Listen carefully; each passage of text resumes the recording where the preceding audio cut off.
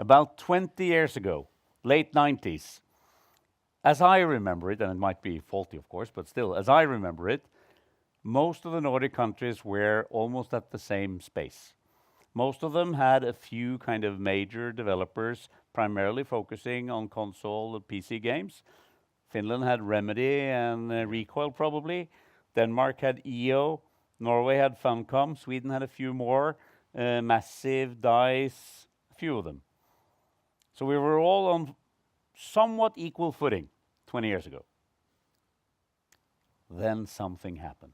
And let's start with you, Jacob, because for Sweden, that has been a really, really amazing journey, building up a full-blown games industry. What's your secret sauce? The secret sauce, I guess there's a lot of different ingredients. I think the Nordic countries all have, like previous speakers have mentioned, the basic requirements for a successful games industry. At least from a Swedish perspective, we are like open, free countries with social security, student loans, rental apartments, and so on, which is very beneficial to game development and indie game development in particular. I think one thing that may have set us apart, at least from the beginning, was our what's called a born global perspective. Of course, once upon a time, we made a lot of like Swedish products for or games for Swedish audiences. I mean, we have our own, Flåklippa Grand Prix and Kapten Sabeltand, and that's all very good, but you won't capture the global audiences with those kind of games often enough anyway. So it basically began with a couple of nerds who liked Dungeons and Dragons and Commodore. But what set them apart eventually is that I think we focused on the ecosystem, seeing games as the games industry is really as an ecosystem.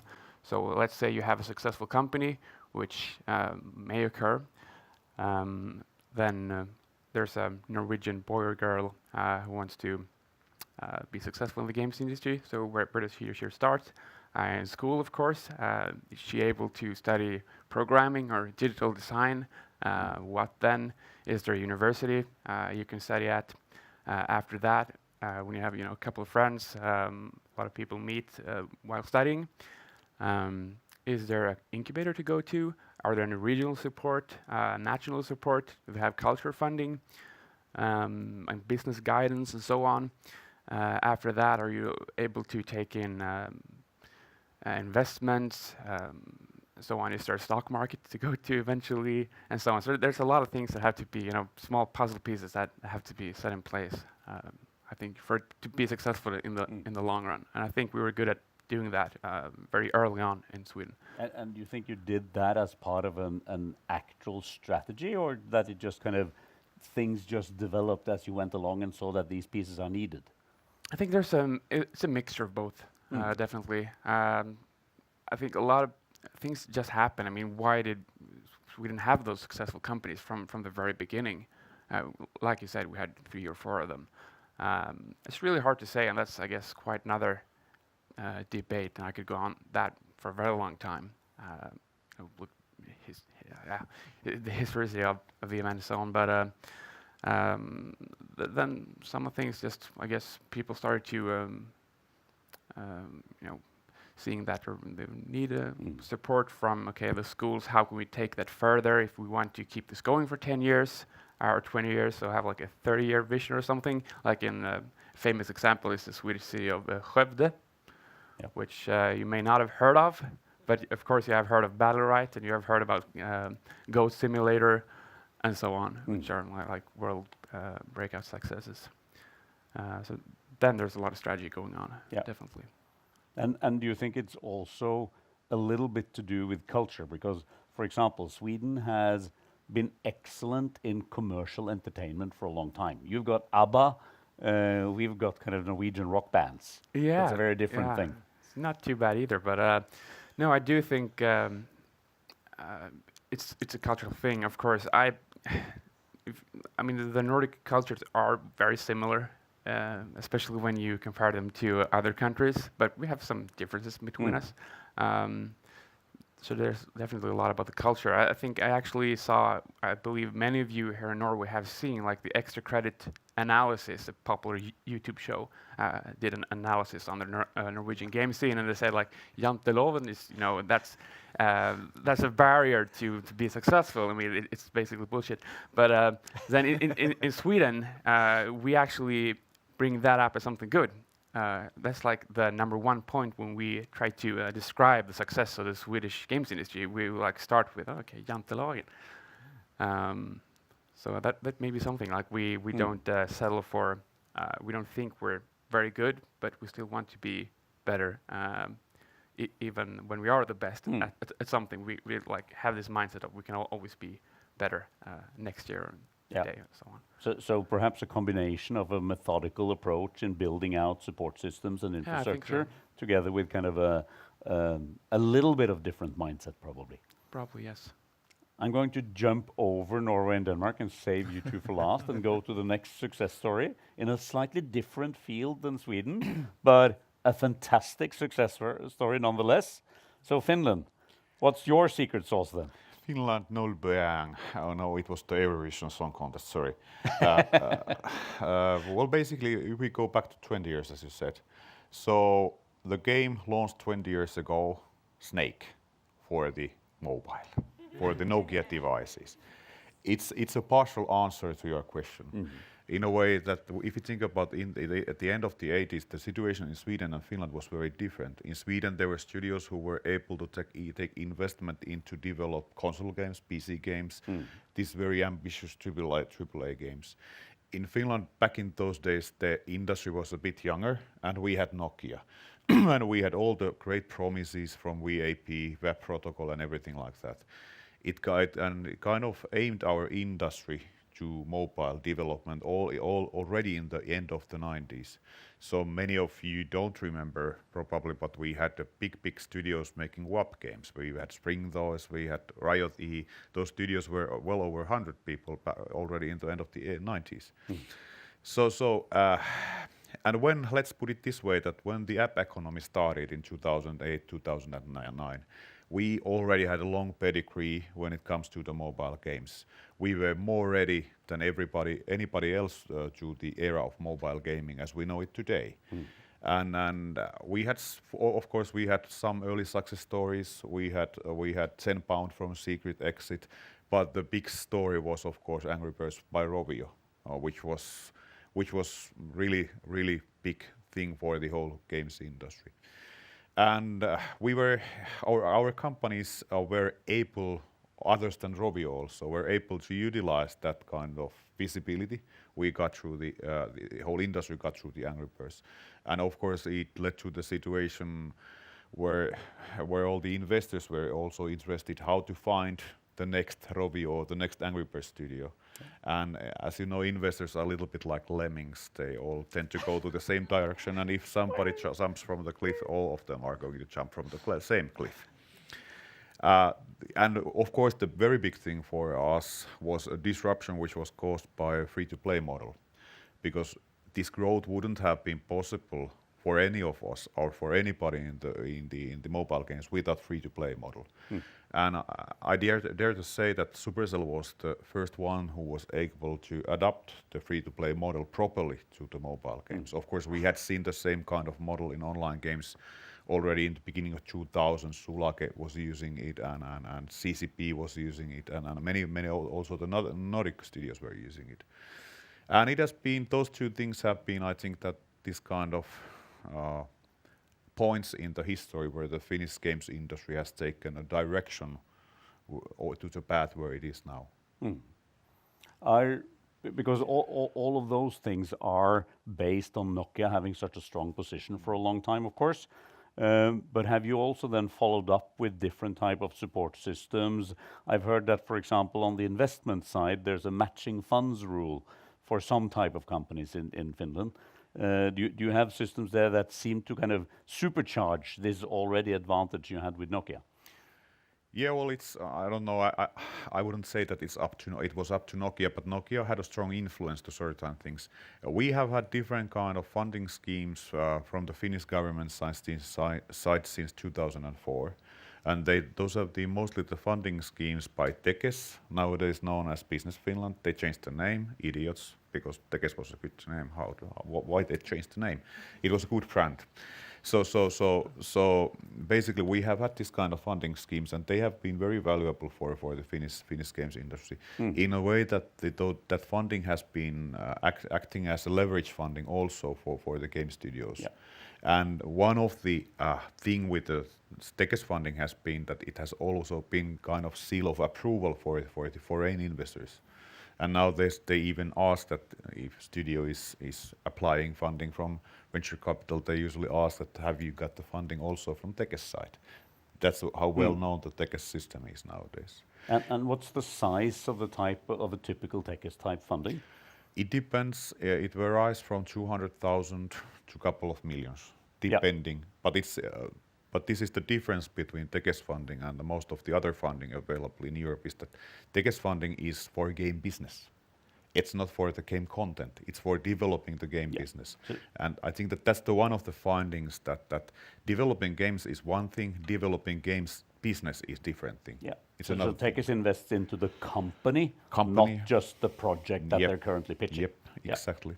But of course, we have been doing some other stuff also. It's not only about Tekes and Nokia. It's also, as Jakob mentioned, about the ecosystem, about caring all the levels of the games industry, beginning from the actually people who play the games, ending up to the superstar studios, doing things together, trying to build a strong community, a strong sense of community, making trade missions, making the games industry visible through the statistics and different kind of sharing the information, and a lot of things doing with EU bureaucracy, with domestic bureaucracy, as Anette mentioned. GDPR is one of the big headaches of the moment, and so on and so on. There will always be different headaches that we have to solve. So there is always storms coming, that's for sure. So I've left Norway and Denmark for last then, because in this kind of field, we kind of both were a bit left behind if we compare to kind of Finland and Sweden. I've heard that Denmark is starting to pull ahead again, which leaves kind of us at the very behind. So I'd love to hear from you, Per. What's been happening in Denmark, and how have you been working on kind of fostering the growth in the games industry there? I think I would start saying that if you want to do something for the Norwegian games industry, you should do like the Finns. They have Koopee didn't reveal very much. I think it will take a whole day to explain how it works, but they're doing it the right way, and Norway could do exactly the same if they had the same ambition. I would be, but you need to invest a lot of money. I would have been very happy if the Danish politicians were ready to work the way the Finns do, and be able to make næring and kultur work together in such a great way as they do. It has never been possible in Denmark.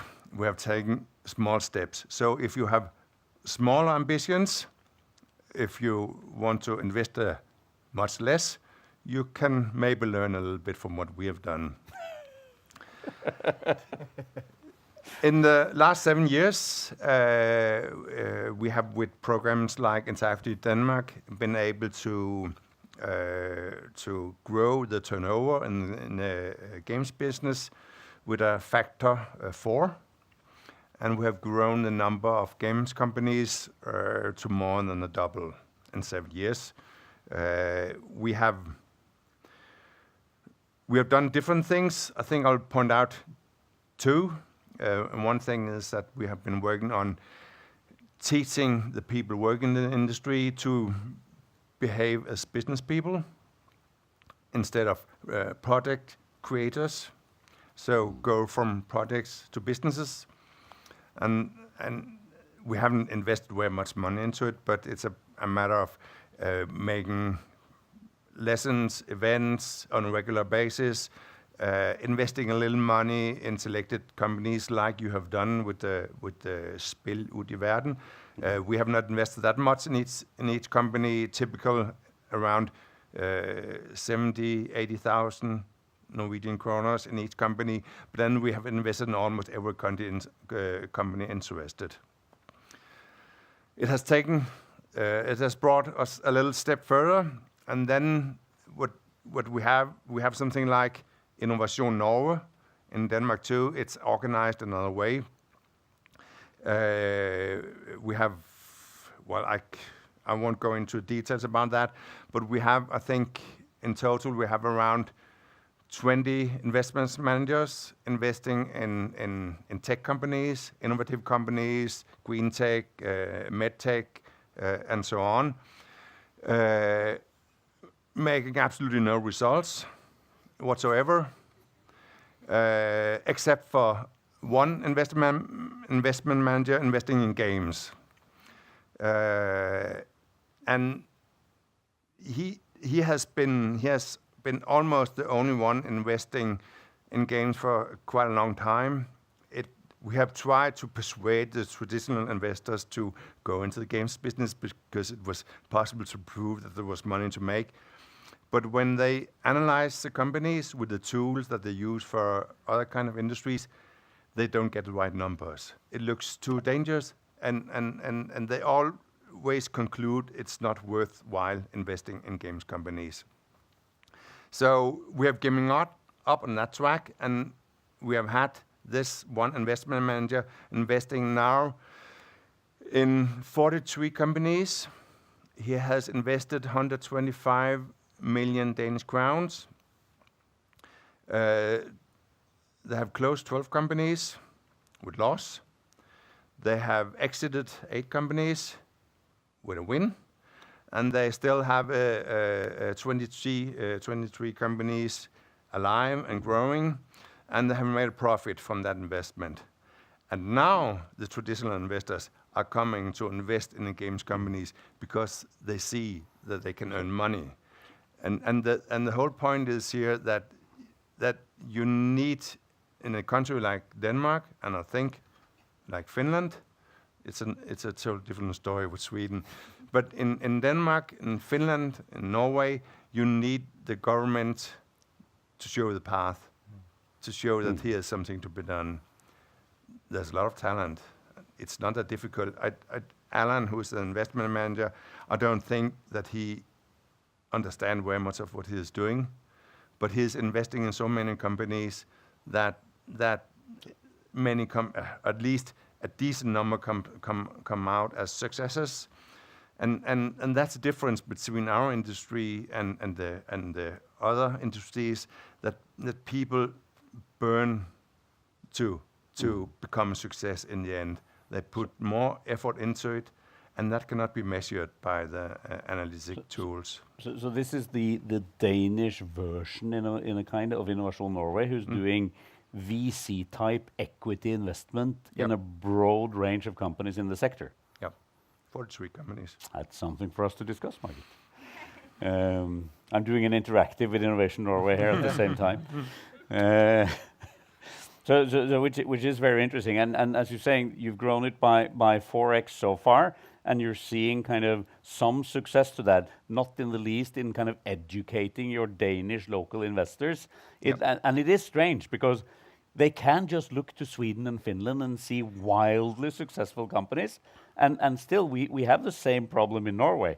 They ask us kind of immediately about when's exit, when do you start making money, all the stuff, and their timelines are much shorter than works. I think it has to be added that as you presented the Swedish industry before, it has established itself in another point of time where other things were possible.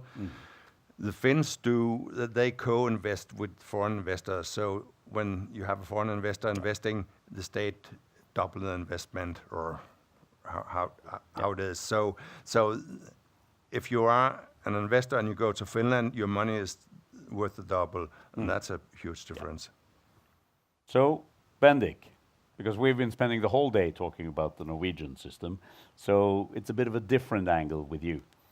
When listening to Jacob and Per and Koopee here, what do you think we kind of need to take away and try to start implement in a good way in Norway to help us build this industry? perhaps to take down the Swedes just like we do in the Winter Olympics. Sorry for that. I think we're on a good track in many ways, but like the Danes, they have a way of bringing in some funds that can accelerate the growth. We are, like my company is looking to Sweden to get funding now. So that's one takeaway, take their money.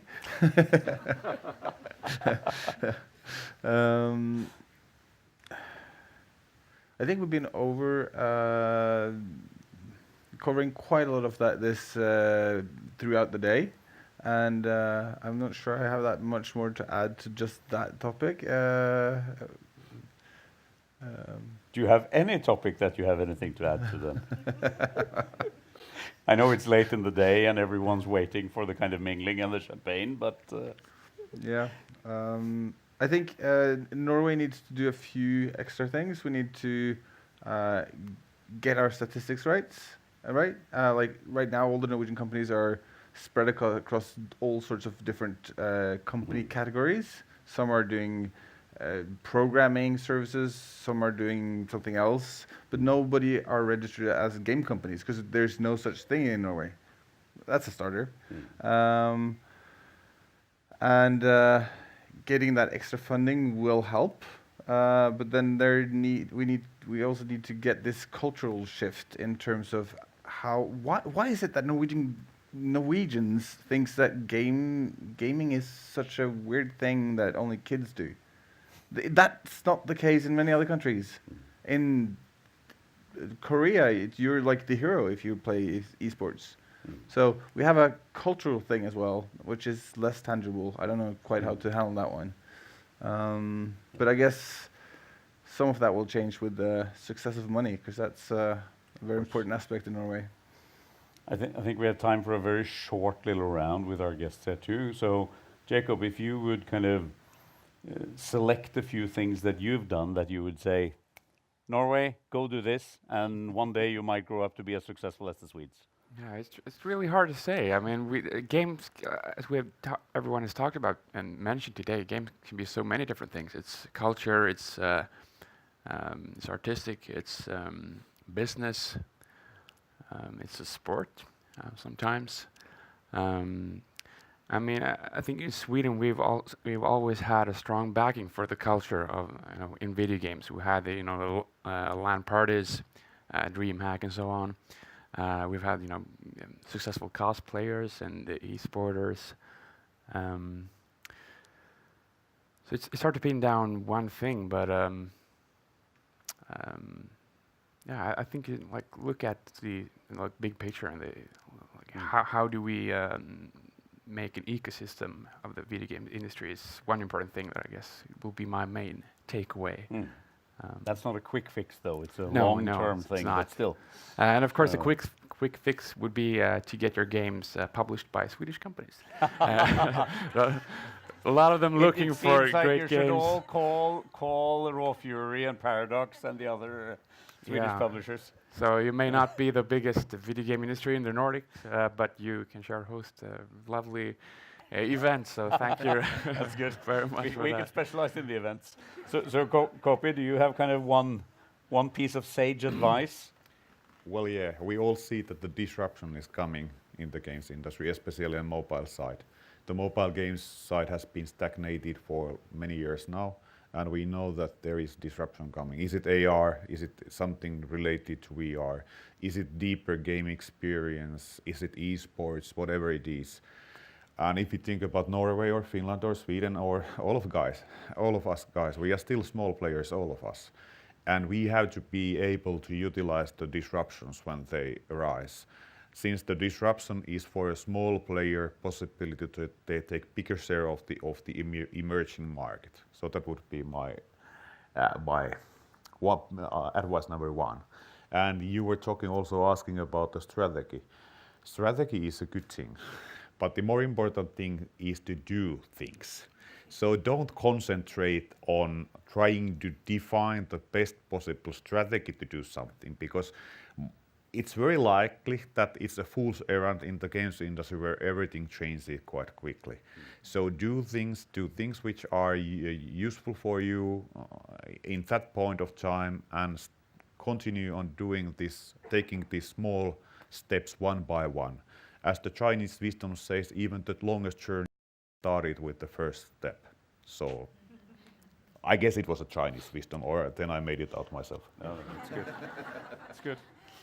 So Per, now that you're pulling ahead of Norway, do you have some advice to your lagged little brother? So if you are asking for a quick fix, and the best quick fix I could think of is if Kaya and market move a little closer, meaning that